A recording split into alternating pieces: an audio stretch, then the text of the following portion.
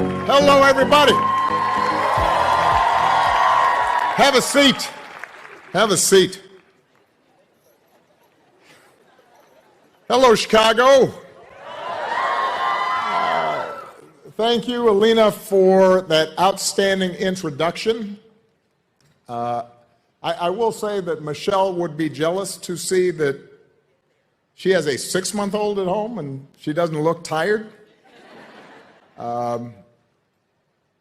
And more importantly, thank you for everything that you're doing to connect people with jobs and reduce inequality in the city that we love. I want to thank our amazing panelists who you've already heard from and who you're going to hear from, all the leaders who are part of our network, who've come from far and wide, all the experts who've generously agreed to join us for our second annual Democracy Forum. I want to say just how blessed we are to have you here. Now, I have always believed that the ideas of a now 62-year-old, gray-haired, although still relatively fit, ex-president are less relevant than the ideas and insights of you, a new generation of leaders. And that's why, after leaving the White House, Michelle and I started the Obama Foundation to inspire and empower and connect those of you who are going to be driving change for years to come. And we now have a global network of hundreds of young leaders from practically every continent who are tackling some of the most important issues of our time. And we have never needed you more than we need you today. As we speak, the world feels more unstable and more dangerous than it has in a very long time. Russia's brutal invasion of Ukraine continues to challenge the international order. This summer delivered record-breaking temperatures across the planet, with an uptick in drought and flooding, wildfires. Right here in America, but also around the world, we've seen a continued assault on democratic norms, escalating political polarization, a lot of it fueled by a steady stream of misinformation and bile on social media. And of course, over the last few weeks, we have watched a deadly struggle unfold in the Middle East. Triggered by the horrific murder of more than 1,400 mostly civilian Israelis, many of them children, at the hands of Hamas, as well as the abduction of over 200 hostages. And then an Israeli response that has so far resulted in the displacement of well over 1 million people, the death of at least 9,000 Palestinian civilians, thousands of them also children, the cutoff of water, food, electricity to a captive population that risks creating an even greater humanitarian crisis. And all of this is taking place against the backdrop of decades of failure to achieve a durable peace for both Israelis and Palestinians, one that is based on genuine security for Israel, a recognition of its right to exist, and a peace that is based on an end of the occupation and the creation of a viable state and self-determination for the Palestinian people.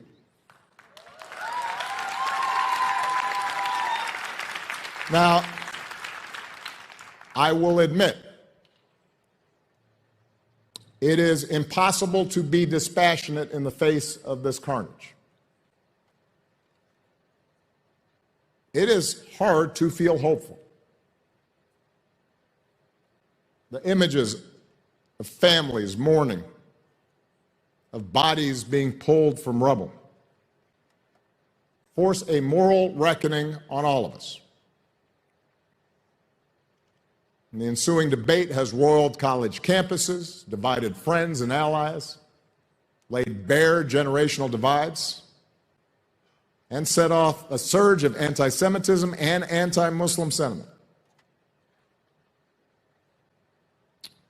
And even here, within our Obama Foundation family, we've had to sort through our anguish, our outrage, our fears, and our differences on the issues. Not so much differences in the outcome we wish for. I had a conversation with a group of you around this issue, and you were passionate and pushed me around some of the public statements I'd made. And the issue is not a wish for different outcomes, an end to the killing, peaceful coexistence between two sovereign and free peoples, but rather different assessments of the path that we need to take in order to get there, and the roles each of us have to play in order to maximize the chances of what seems impossible right now. And yet, as heartbreaking as the news is right now, and it is heartbreaking, as daunting as all the challenges that we face may be, I stand here convinced that it is within our power, or more specifically within your power, to make this world better. That's what this Democracy Forum is all about. It's an affirmation of our shared, unyielding belief that war and racial division and religious conflict and poverty and hunger and catastrophic climate change are not inevitable. We're here because we believe that humanity can bridge our differences and make better choices, that we can see each other and listen to each other and imagine each other's hardships and pain.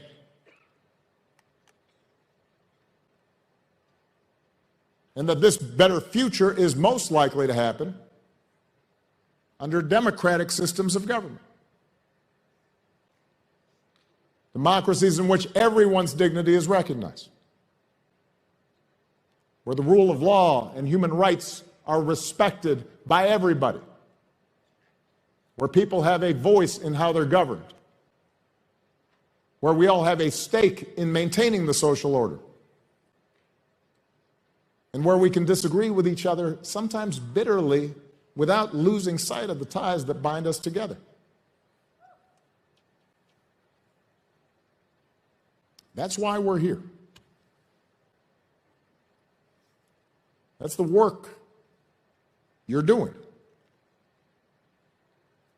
And if we're right that a renewed commitment to democracy is a key ingredient to solving all our other big challenges, then we have so much more work to do.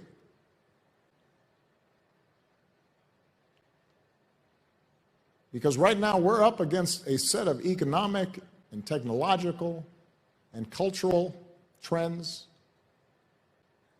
that are sweeping across the globe, and they're weakening people's commitment to democratic values. And they are promoting violence and domination.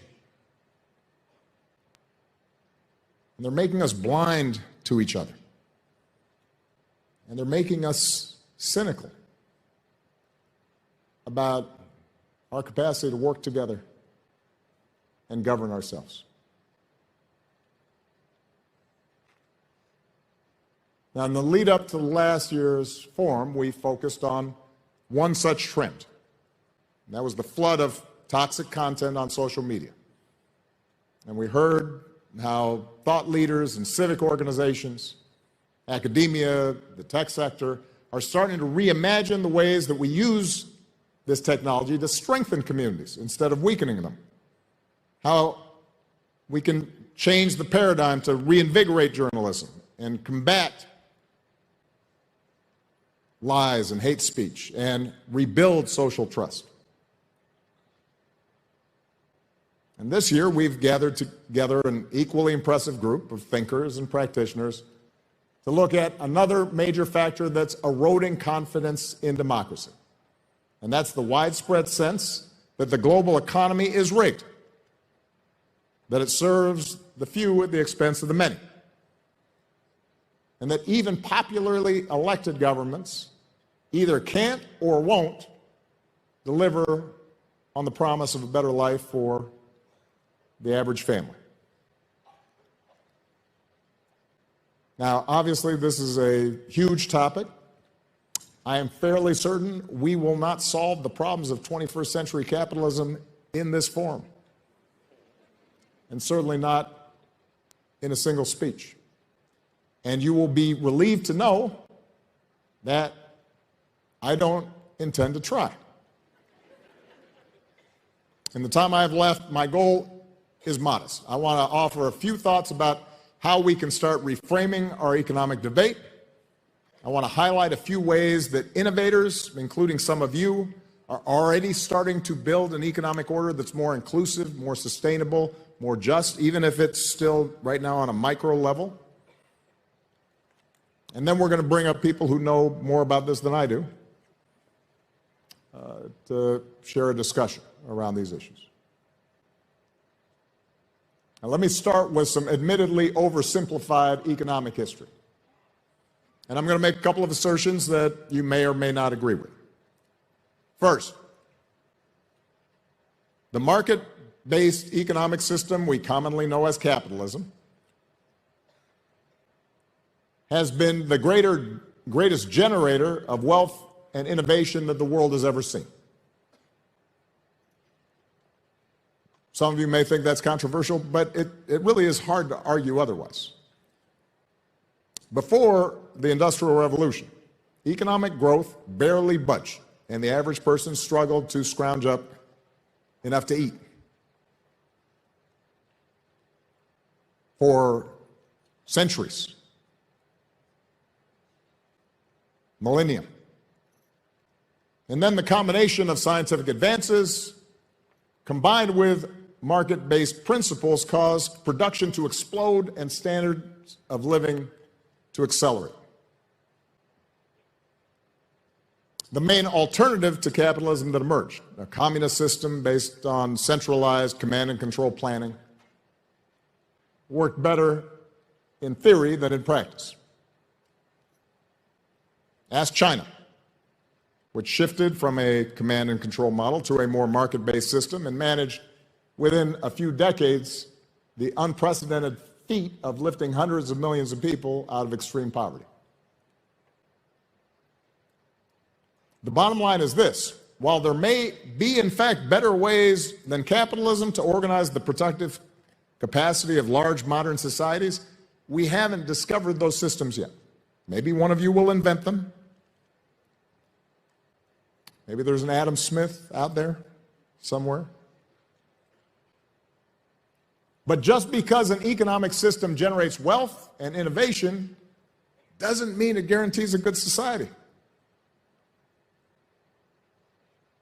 Because from the outset, turns out market-based systems have been compatible with slavery, caste systems, colonialization, war, exploitation, corruption, fraud, autocracy, the poisoning of our natural environment.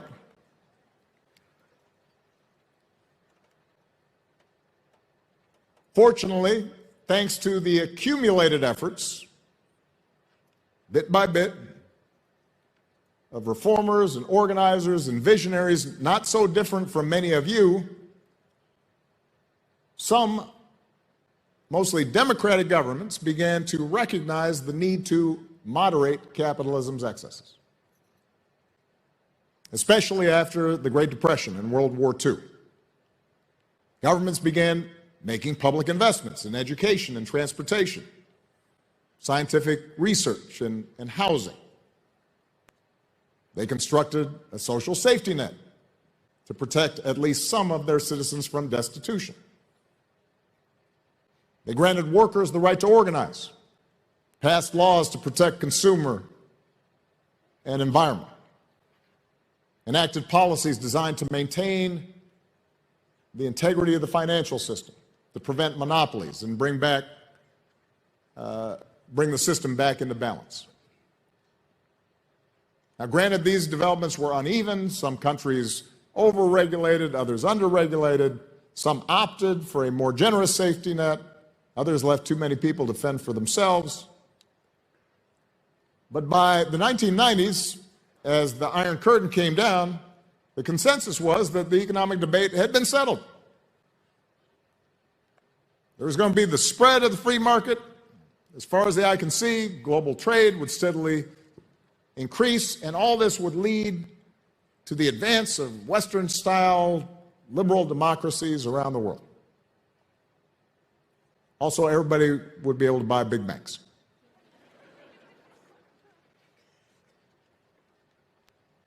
Most of you came of age just as that consensus was starting to unravel. Why is that?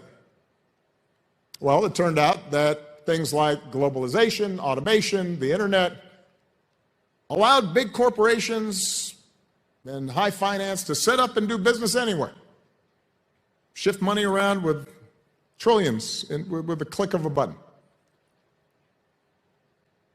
And, not surprisingly, many of them shifted money and operations to places with lower wages, lower taxes, fewer regulatory constraints, because for multinational corporations and high finance, that meant lower costs, higher profits, a bigger rate of return.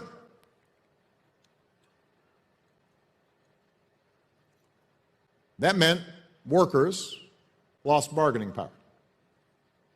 Small businesses couldn't compete. Local economies were gutted. And we were left with a winner-take-all economy that dramatically increased inequality within countries, between cities and rural areas. The other thing is that as business and finance went global, governments, including democratic governments, had more trouble enforcing tax laws and regulations and trying to bring balance to the economy. In democratic countries, unequal economic power translated into unequal political power. And the wealthiest people and largest corporations who could afford lobbyists and political donations were able to press to weaken labor laws, ease regulations, slash taxes, punch holes in the safety net, and reduce government investment in public goods. Meanwhile, China and Russia showed, once again, that capitalism actually could function quite nicely under authoritarian and/or corrupt regimes. And meanwhile, the financial crisis in 2008, just as I was about to become president, as well as the pandemic a decade later, showed how in a more connected world, vulnerabilities anywhere could put every economy at risk.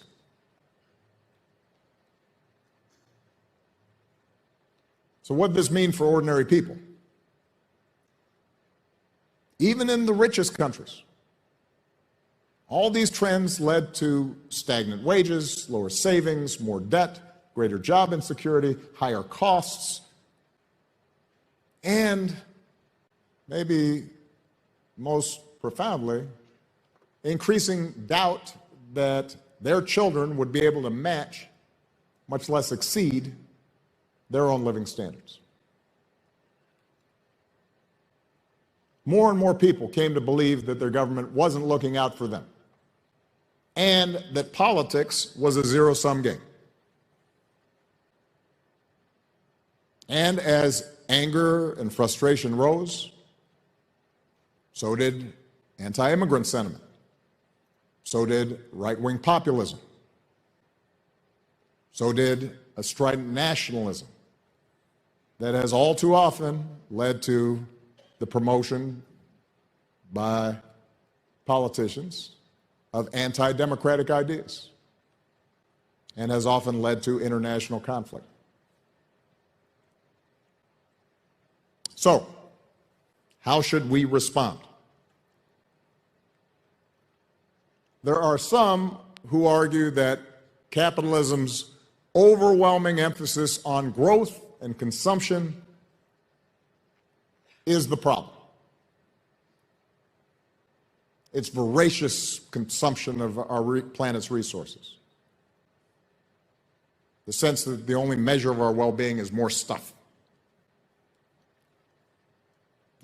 And I think particularly in light of the potential for catastrophic climate change, I think a lot of people in your generation are thinking in those terms. And there's wisdom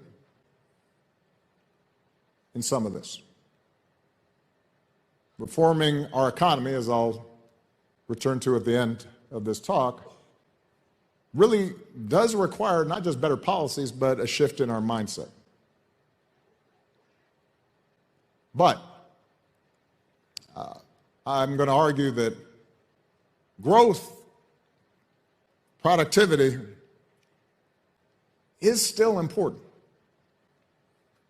Those of you who are idealistic and progressive and are upset about inequality, you can't ignore growth. You can't ignore making the economy work, wherever you are working. Whatever level of development the communities where you are affiliated with may be.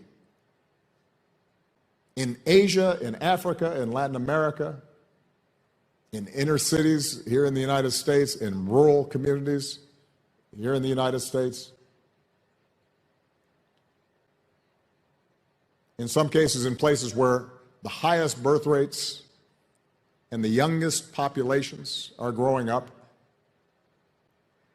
there are millions, in some cases billions of people who still lack reliable electricity, adequate shelter, access to medicine.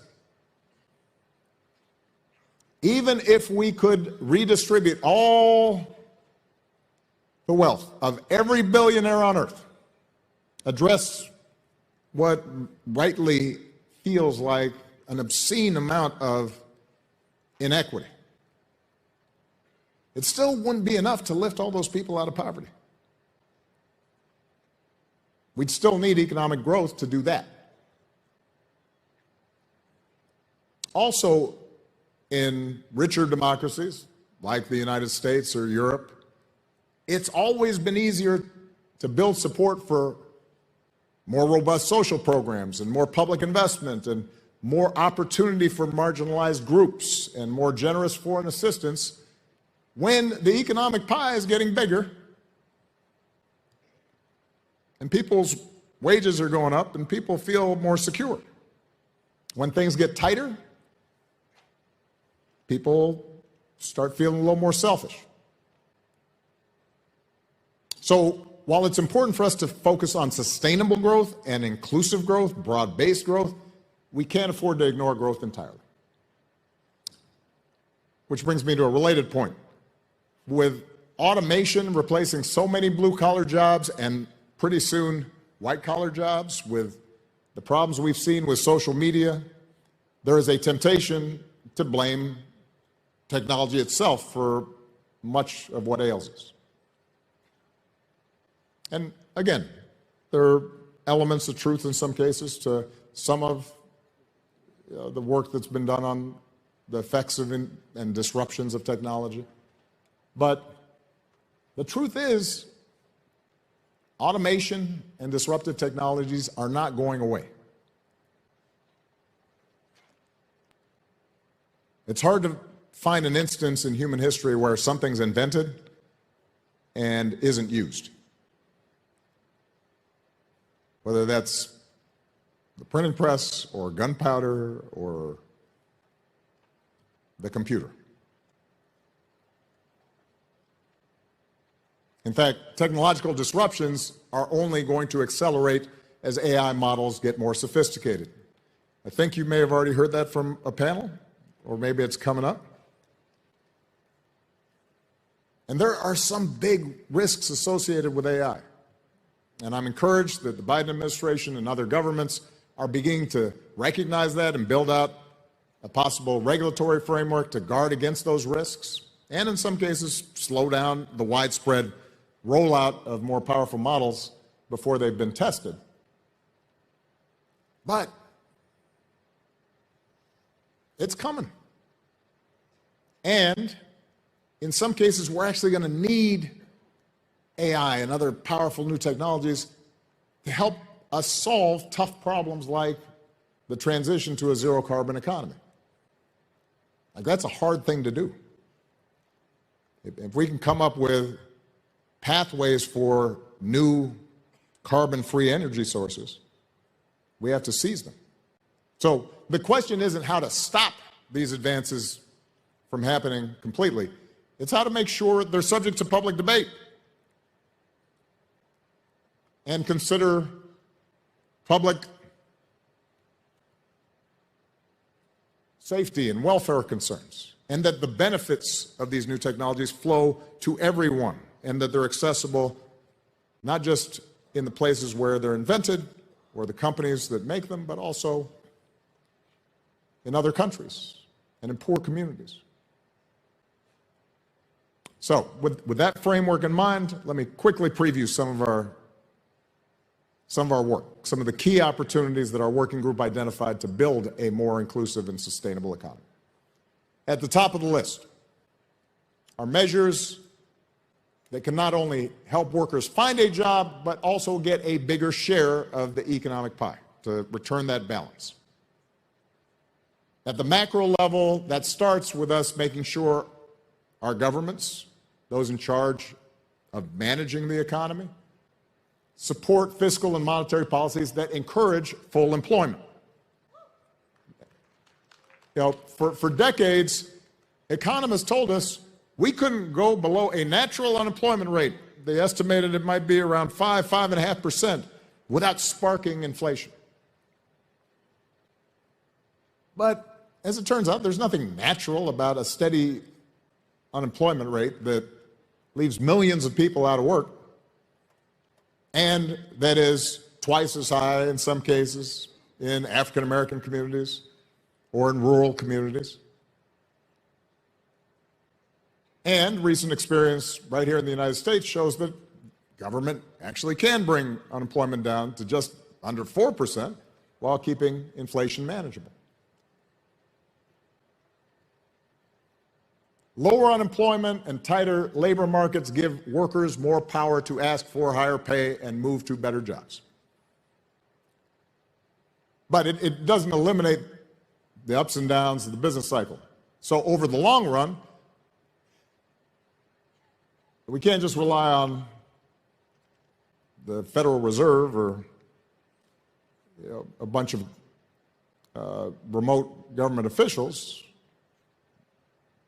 And one of the best ways to also raise wages and provide more financial security is to reverse the declining rate of unionization. Now, I will give you a few quick statistics for the United States. And obviously, there's an international audience. There are differences.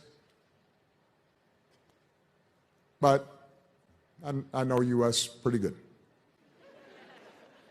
Here in the U.S., at the peak of union power in the 1950s, about a third of private sector jobs were unionized. 1/3. And correspondingly, a larger share of the nation's GDP went to ordinary workers.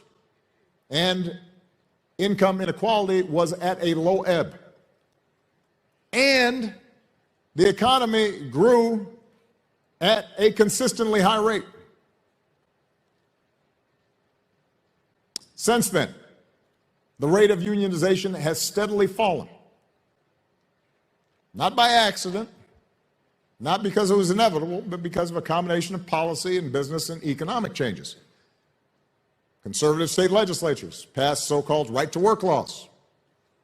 Congress and federal agencies weakened national collective bargaining rules. Manufacturers shifted operations to right-to-work states, or, as we already noted, offshored, shifted jobs out of the country, and those that remained they perfected techniques to beat back organizing drives. Meanwhile, the economy grew primarily in the service sector, which traditionally hadn't been the focus of unions. Take that all together, and the result is that today only 6% of private sector jobs in the U.S. are unionized. 6% of private sector jobs are unionized. In the UK and Canada, it's twice that. Still not great. The good news is that positive attitudes towards unions in the U.S. are the highest that they've been in more than 50 years. And we've also seen successful strikes, most recently between auto workers and the big three automakers, that show the power of unions to get a better deal for their workers. So we need to take advantage of this changing mood to push for stronger labor laws, both at the national level and the state levels, and we should support international movements to create unions in other economies. But if unions want to grow their memberships, they're also going to have to change how they do business. For example, unions used to be most heavily represented in manufacturing industries with predominantly male workforces. Oftentimes, those unions, not all, but many, and especially the trade unions here in the United States, were not particularly welcoming to folks that looked like me.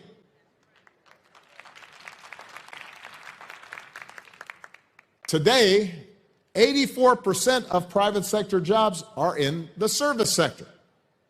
That number keeps on growing. And in the education and health services sector, just to take one example, more than 3/4 of the workforce is women. It's surprising, isn't it, that really important jobs that don't pay any money are traditionally women's jobs. It's curious how that happened.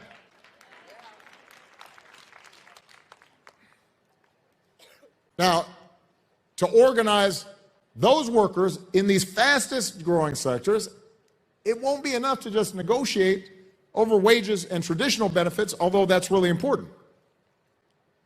Unions are also going to have to find new and creative ways to meet the needs of these new workers. And those needs may not match up with somebody who was working on the factory floor. It may include things like continuing education, or reliable and affordable child care, or the ability to adapt to new technologies. Now, already some unions are doing just that. For example, during the pandemic, unions at the healthcare giant Kaiser Permanente negotiated to get workers up to $300 a week for child care. Locals in both the United Food and Commercial Workers and the Teamsters successfully negotiated for more flexible schedules to accommodate child care needs. And then, in terms of adapting to the new economy, look at the new contract between Hollywood writers and studios. It wasn't just about pay. It also stipulates that studios can't treat AI-generated content as quote-unquote source material and then force screenwriters to clean up whatever Joe and ChatGPT generated for less credit and a lower fee. So that kind of adaptability, that kind of creative thinking, that will increase the appeal of unions to a more diverse set of workers across a wider cross-section of the economy. And by the way, it also has the potential to be good for business. Because if workers are satisfied, if they're not stressed, if they're not trying to deal with what to do with a young child at home, that boosts productivity, reduces high turnover rates. And that matters in terms of how your business performs. All right, second thing we need to think about. How do we adapt the social safety net to new economic realities.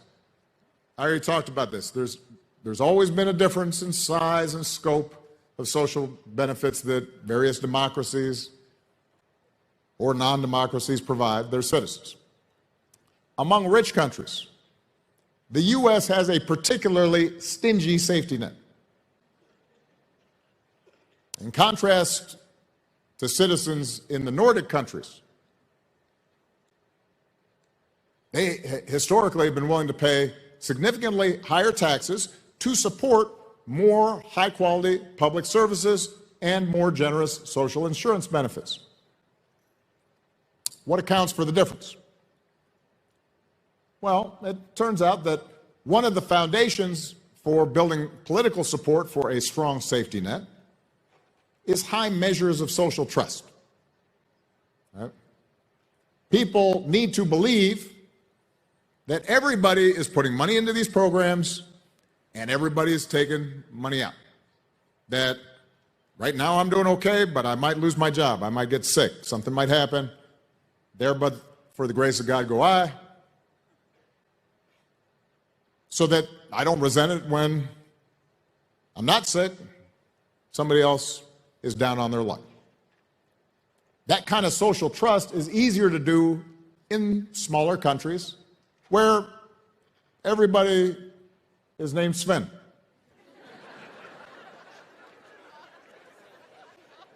I mean,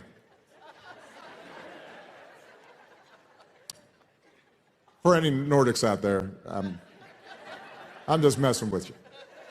But the point is relevant. It is harder to build social trust and hence generous social programs in big, diverse countries like the U.S. where, let's face it, politicians who may have an agenda of just wanting to keep taxes low and not have to put in, they can play on racial stereotypes about freeloading minorities to weaken support for social insurance. But if our goal is to build social cohesion and strengthen democracy, then moving closer to a Nordic model makes sense. There are some trade-offs, but as long as government programs are well managed and transparent, more public benefits in exchange for higher taxes typically means lower inequality and greater economic security for everybody. It also means high-quality public schools. In Finland, in Denmark, rich people send their kids to the same schools as poor people because the schools are super good with really well-paid, highly trained, high-status teachers. And that produces well-educated, healthy citizens who also have shared experiences. And that in turn makes them more invested in how their government works and more invested in maintaining these social programs and creating good outcomes for the next generation. So that's my view about making social programs more robust. But whether we're talking about Denmark or the United States, rapid changes in the economy are still going to require other changes in the design of social insurance programs. So in the US, for example, the rise of self-employment,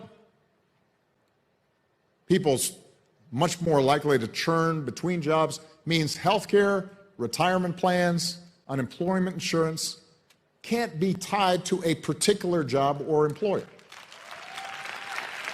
Right? That idea of portability, it goes with you. As that part that's part of what the Affordable Care Act was all about. But we need to do more of that. And if AI ends up eliminating entire categories of jobs, if it means that as much stuff or as many services can be produced with fewer workers, not just on the factory floor, but in law firms or in graphic design shops. We may need to consider bigger changes, and we should start talking about that now. Things like a shorter work week, or a universal basic income, or guaranteed income. Ideas that can spread work around and supplement the incomes of people as they shift to the much needed work that I mentioned earlier that can't be automated, that a program alone can't do. Things like childcare and education and health care and elder care. Some of these ideas are being tested as we speak. Right here in Chicago, there's a pilot program called Chicago Promise that's been giving thousands of low to moderate income families $500 in cash every month to help them meet basic needs. And it's modeled after a similar program in Stockton, California. And it's showing early promise because the thesis is you improve financial stability, you improve well-being of low-income families, they actually can fix a busted car, they don't have electricity turned off, their lives are more stable. It doesn't discourage them from working full-time. It, in fact, makes it easier for them to go out and find a job and work full-time. And more broadly, one of the bright spots coming out of the pandemic has been evidence that the generous benefits people received during the lockdowns, which is unusual for the United States. Maybe one of the reasons why the U.S. economy has actually seen an unprecedented increase in new business formation over the past couple of years, because people had a little bit of a cushion to go out and take a risk and try that new idea. And that's the thing about giving people a safety net and helping them achieve their basic needs. Not only does it relieve hardship, not only does it strengthen our democracy, it can also empower people to be more productive and raise their ambitions and set an example for their children. And that benefits all of us. And that benefits the economy. And that benefits business. All right, number 3. We need to work on how to enforce tax and regulatory standards across national borders. As I said earlier, in every country, the wealthy, the biggest corporations, wield disproportionate political influence, and they typically use it to push back against taxes and regulations. Globalization only increases their leverage. They can shift money and operations anywhere. Even the threat of doing so often leads governments to engage in what I call a race to the bottom. They compete to see who can create the most quote-unquote business-friendly environment, which means letting companies do whatever they want. The only answer to this is more global cooperation. And of course, that is not easy to do when we got wars in Ukraine and the Middle East, and you've got increasing hostility between the United States and China. So this isn't not a short-term project. Part of what also makes it harder is, although over the long run, it's in the interest of all countries to regain some measure of control over their economies. In the short run, small countries may decide, you know, us serving as a tax haven for the wealthy, us disregarding environmental or labor laws, it's our only chance to develop. Though in some cases with less than scrupulous regimes, it may also be an optimal way to engage in corruption. Now, the good news is we're starting to see examples, despite all the challenges internationally, we're starting to see some examples of strategic cooperation on this issue. So for instance, 2 years ago, more than 130 countries agreed to a global minimum tax as a way to stop this race to the bottom trap. Countries are supposed to share information, enforce mutually their tax standards. And it's still early. Getting every country to actually enforce the agreement is going to be hard, but it's a start. And we should build on this approach. We're going to need similar international agreements to maintain global trade and shift to a more sustainable and clean energy economy. On trade, over the last century, trade has allowed poorer countries to pursue an export-driven strategy to develop themselves by accessing wealthier markets. A lot of time it's just extractive industries. It does not help those countries develop. In some cases, it has. In any event, increasingly, that bargain may not work. And part of the reason is because countries like China have gamed the system. They flooded export markets long after they had become one of the two biggest economies in the world and had moved into so-called middle-income status. And partly it's because workers in more advanced economies like the United States or Great Britain have pushed back against an arrangement that allows them to buy cheap TVs and sneakers, but may mean they lose their job. Not a great trade-off. So building a trade regime that helps everyone and not just some, and that can garner political support, will require new models of cooperation. We're going to have to create trade deals where wealthy countries are willing to open up to the poorest countries, even if those poor countries don't completely reciprocate. They're allowed to protect some of their own infant industries. But once those countries graduate to middle-income status, like China, then they have to provide more reciprocal access and start relying more on expanding their own internal markets in order to grow. And that same principle is going to be crucial if we're going to deal with climate change. Countries like China, countries like India, not to mention most of the African continent, they're absolutely right to insist they shouldn't be expected to sacrifice their own development while we're driving our SUVs. Their people still have a smaller carbon footprint on a per capita basis. Most of the problem was created by countries in the global north. All true. But the planet is cooked if they keep burning fossil fuels the way we have in the past, the way we're doing now, and the way they're doing now. So the United States could reduce its emissions down to zero tomorrow. But if China and India kept on going at their current trajectory, we still have a problem. The good news is that innovation has actually driven the price of clean energy down more than even the most optimistic projections predicted. So now we need to encourage both more private investment and faster adoption and transition to clean energy.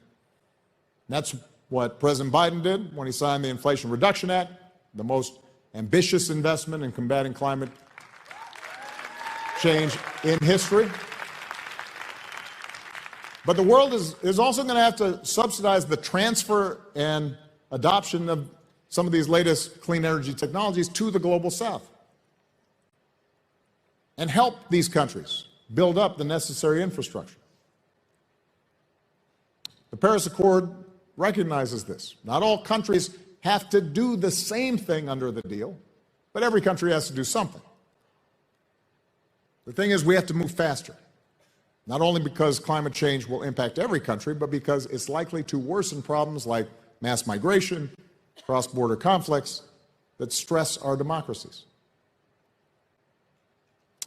Which brings me to the last key issue that our working group explored. If we are going to encourage more private investment in the common good, if we're going to create more worker-friendly policies, we have to reimagine how corporations are governed and operate. For more than 50 years, corporate managers have embraced the view, popularized by Milton Friedman, that their only responsibility is to increase shareholder value. That's all. The thing is, Friedman's formula isn't drawn from stone tablets. It's not an immutable scientific principle. This is not one of the laws of physics. It is a societal choice about values. Corporations are perfectly capable of operating efficiently and profitably while considering the impact they have on their workers and on their communities and on the planet and on our democracy.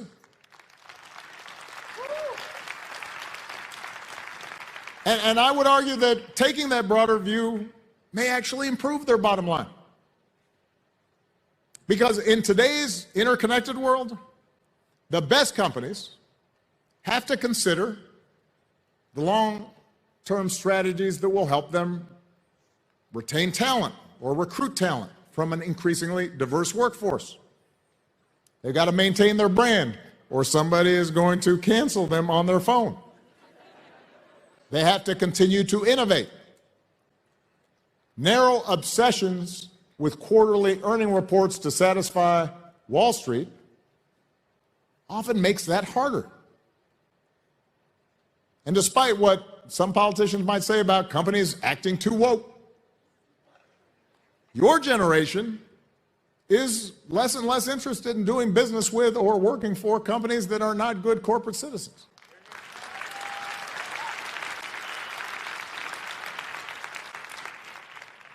And maybe that's why, for the first time in years, so you're already having an impact just buying stuff.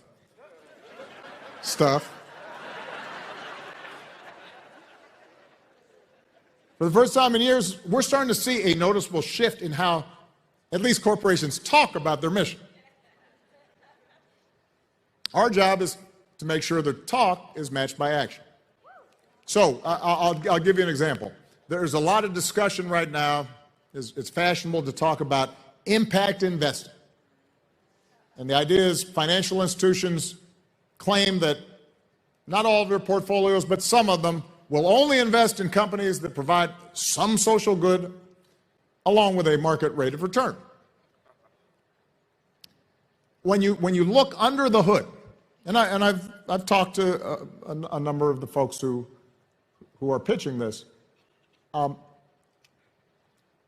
sometimes, too often, these impact investing funds really are branding exercises in which pretty conventional investments of dubious social benefit, they may not be bad, but they're not solving huge problems, are dressed up and repackaged to make them more appealing.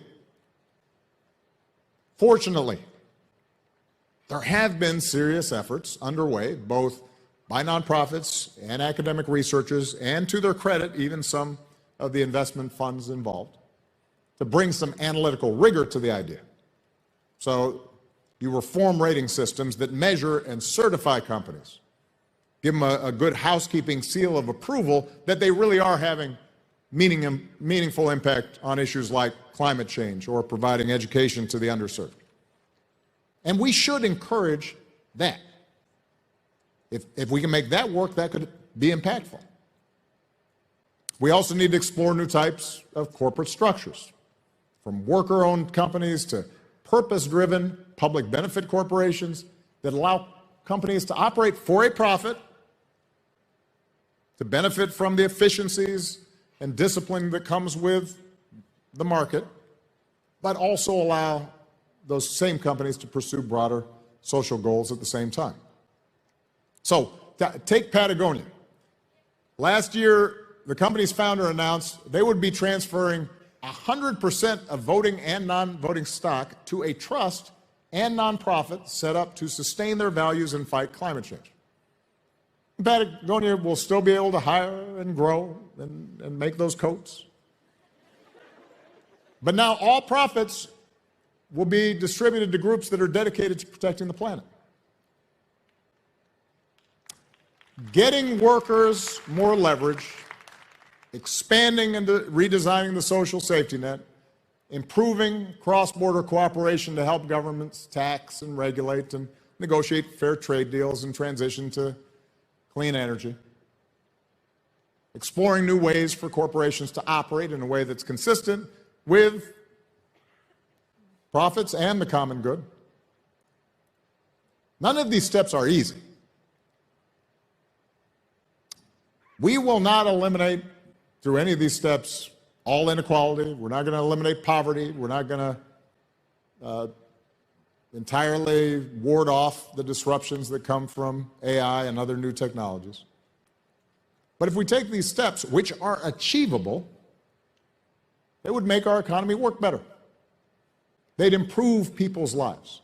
They would reduce inequality. They would strengthen our democracies. One last point before we bring on the panel of folks who know more about this stuff than I do.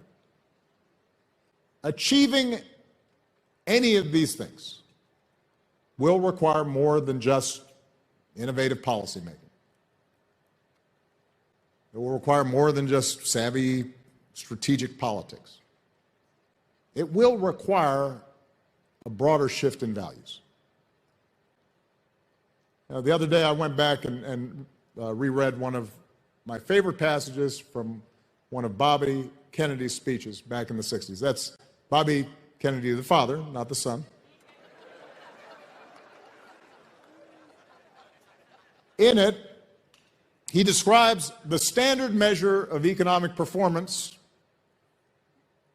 that countries and international agencies and economists use, gross domestic product, GDP.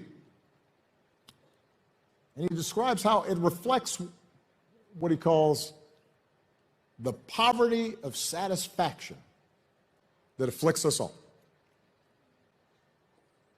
And he goes on to talk about how GDP, as we use it, measures the locks on our doors and the locks that we put on our prisons. It counts the destruction of our forests and cigarette advertising. It counts nuclear warhead construction and armored cars for the police to contain unrest in our cities. What it doesn't measure is the health of our children, or the quality of their education, or the joy of their play. It doesn't account for our wit or wisdom, our compassion or our devotion to country. It measures everything, he says, except that which makes life worthwhile. When talking about the economy, many of us, including those of us who consider ourselves progressive, we obsess over the material measures of progress, income and taxes and wages and trade balances and the latest inflation numbers, and that is important. Especially important for poor people, for working families with little margin for error, having a job that pays enough to cover the bills, putting food on the table, managing through a crisis. That's still out of reach. Material things matter. But goods, money, is not the only thing that drives us. A job provides an income, a paycheck, but it can also provide a sense of pride and belonging. People may want new furniture or the latest Air Jordans, but they also want more time with their families. They want a neighborhood where they can take a walk without being afraid, or passing by somebody who they know has nothing and is cold. They want a sense of purpose to their days. The choices we make about our economy affect all those things that make life worthwhile. And we shouldn't be afraid to talk about that. One silver lining of the pandemic was that it forced millions of people, especially young people, to step back and take stock of what's really important. Your generation is starting to ask tough questions about how you want to live and work and spend your time. And it may be that by answering those questions, you can help all of us realign our economic policies with our deepest values. Almost 200 years ago, Alex de Tocqueville described American society, American social and economic equality as, quote, the fundamental fact from which all others seem to be derived. He wrote that Americans put a kind of heroism in their way of doing commerce. But at a time when our bonds of trust are growing weaker, at a time when we are drowning in stuff, and yet people seem deeply anxious and unfulfilled, we need a new generation of heroes to strengthen our bonds of trust, to create an economic system that supports and sustains those things that matter, including our democratic values, for years to come. That's what many of our young leaders are doing. And it's up to the rest of us to do everything we can to support them.